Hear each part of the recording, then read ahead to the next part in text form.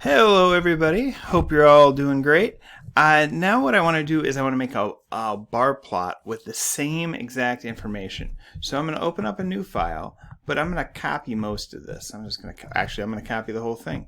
I'm going to come over here, copy it, I'm going to save it as bar chart. And, oh, that's not what I wanted. I'm going to file, save as bar chart. And so now it is in bar chart. So now what I want to do is I want to get rid of, I don't need this line, I don't need a subplot for this, and I can just say plt.bar.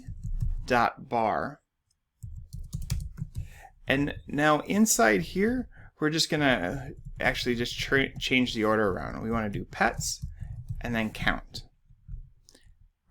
And so when we do that, we have a nice bar chart. And it's pretty nice and easy. And now we can, if we want to add our X labels, we can just say plt.xlabels. And we can have pets.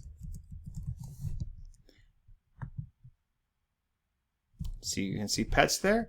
Now to add the Y label, we can say number of students,